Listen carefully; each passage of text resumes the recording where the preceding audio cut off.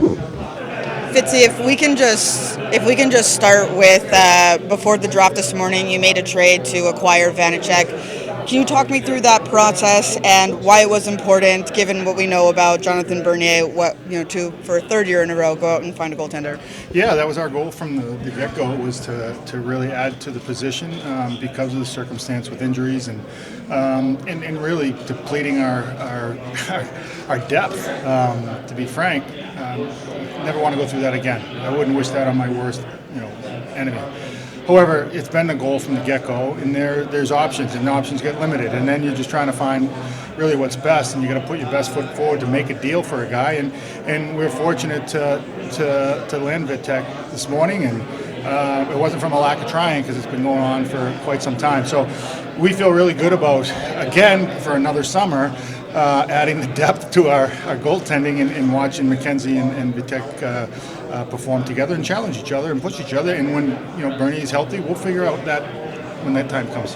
Is that right now going into camp? The hope would be a 1A, 1B kind of situation. Yeah, for sure. I mean, you look at the track record in Washington. He plays 40 games a year, and Mackenzie's feeling great, and just everybody's looking forward to what the next step is, and This hasn't changed. It's again, like I said, it's the third summer in a row. We're looking for a 1A, 1B. What are the qualities that are appealing in his size and athleticism?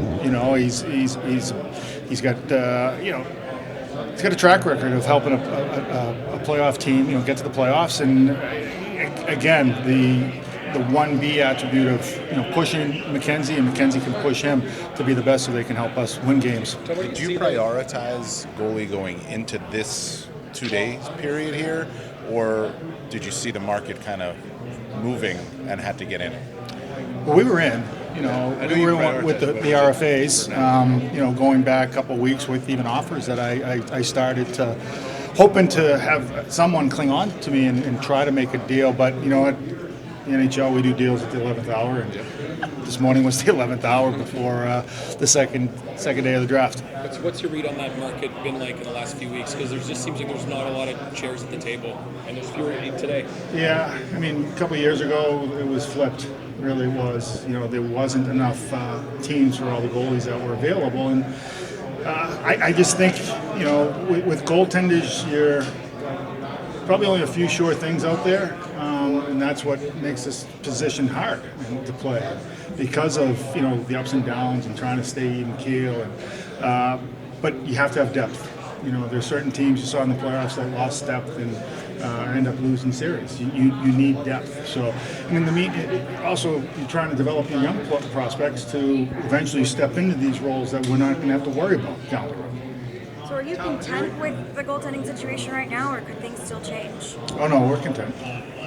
Was there any interest in Billy Husso, or was that? Again, when you talk about UFAs starting on Wednesday, I think Wednesday, you put your list together. You can't control what a potential ask is. You don't know until that day, and I just personally didn't feel like we should wait. I just wanted to really lock the position up, feel comfortable, and actually start getting a good night's sleep. It's interesting about Nemec's game. I don't know, probably didn't scout him a lot, but I did some research heading into this with number 2 pick.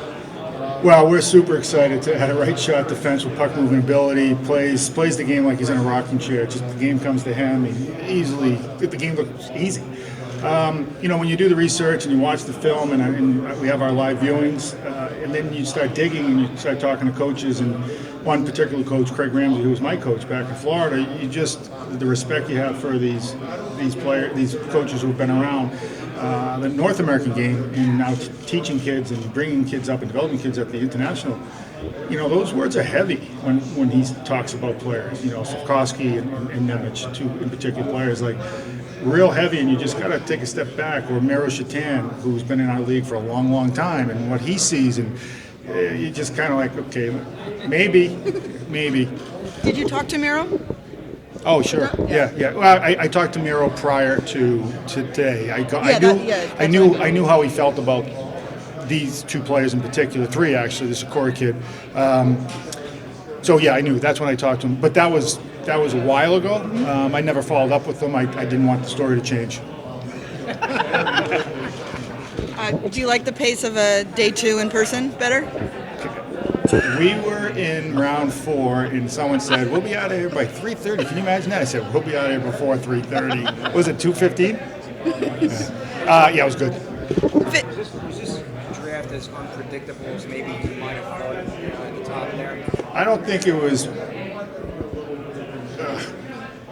I called it unique because of the unpredictability of it and where kids would go. Yeah, for us, it was really, really hard putting that list together. It was really hard trying to figure out which kid here has the highest upside from the viewings that we have. Not on history, but the actual viewings. Balancing one league to international play was really tough. Like, who's the real player? This may have been one of the hardest drafts to predict when it comes to which player you felt had the highest upside. What excites you about the idea of Seamus Casey going to Michigan, playing with Luke, playing with Ethan Edwards, just the benefit of that? Well, the first thing that came to my mind was Eric Weinrich should find a place in Ann Arbor, Michigan. But no, it's great. I mean, it's a great program. They're going to have a great team. Hopefully, have a chance to. Well, they will have a chance, but hopefully go as far as winning a national championship.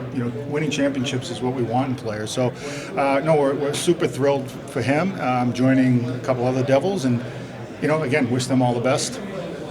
Are you done pretty much with the goaltending now, Tom, or is Right now, we are. I mean, again, Jonathan Bernie is one of the best professionals I've ever been around. Right when he came in, talk about a leader, like in that locker room. We missed that this year. We missed it a lot. Future's unknown. How he's going to recover.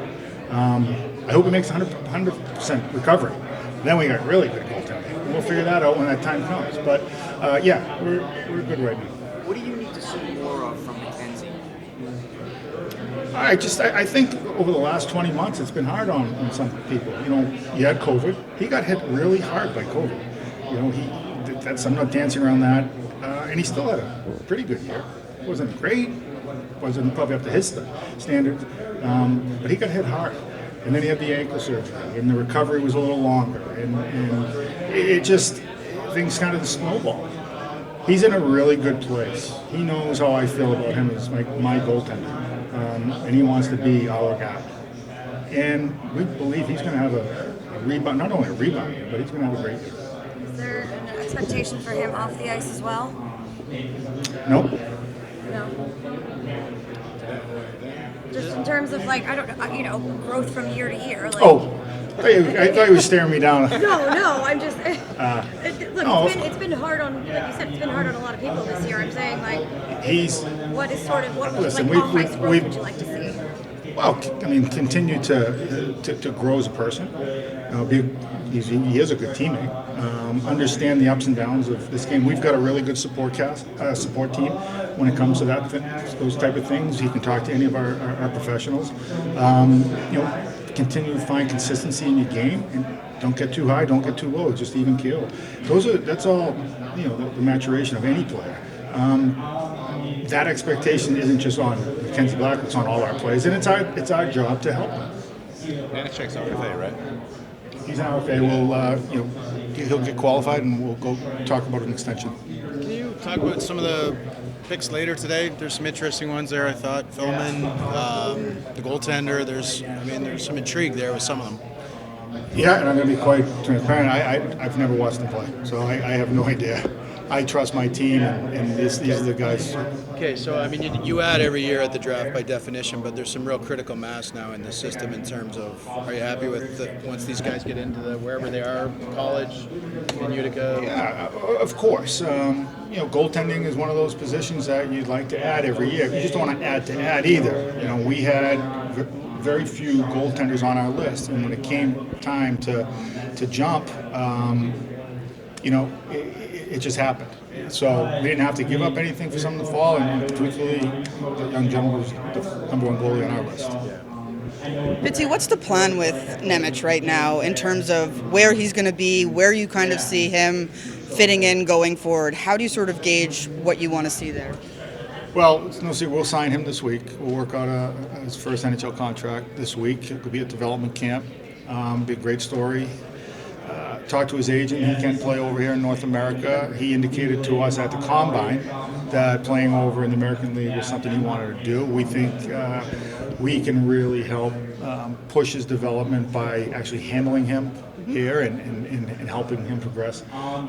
So right now, again, first step is let's get him signed, and then we'll talk about what really steps 2 and 3 or 4. All things being equal, you expect him to be in the American League in the fall. I do.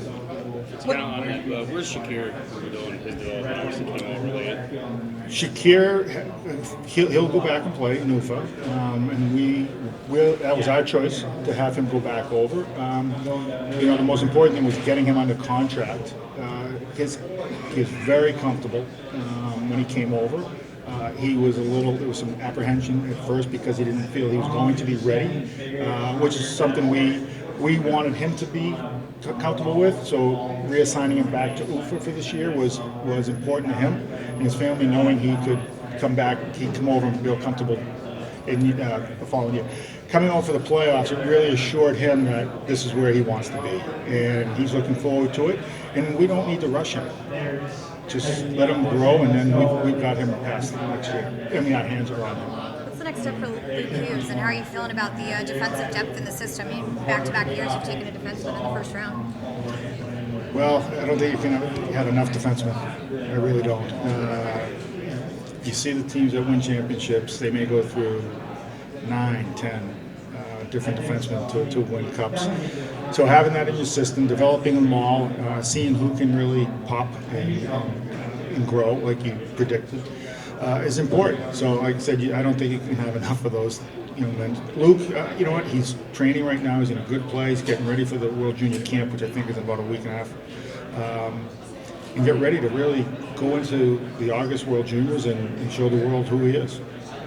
It just seems almost by the same token, last question, sorry. I guess it happens when you have multiple first-round picks over the years and then a whole bunch of draft picks other times. It just seems that there's a lot more critical mass of guys. Well, you only have 50 contracts. Yeah, that's what I mean. It's not a very nice thing to say, but there's competition too, right? And it's pro sports. Guys are gonna beat each other out. That's what drives athletes, professional athletes, is that competition. So you try to create that. You have 1 year we met at 13 picks. Not all 13 of them were signed. But what you do is you create a brotherhood of guys who want to come in together and grow. At the end of the day, we're in the asset development business and developing assets right from today with this crew of players, and wants them to grow. And whether it's them making an impact in New Jersey or finding us assets that can come in and make an impact in New Jersey is really the goal. Too many bodies is almost a good problem to have. It is. But with anything, there's only 6 defensemen that can play in a game. There's only 12 forwards who can play in a game. There's only 2 goalies. So that competition is important. And there's only 50 contracts.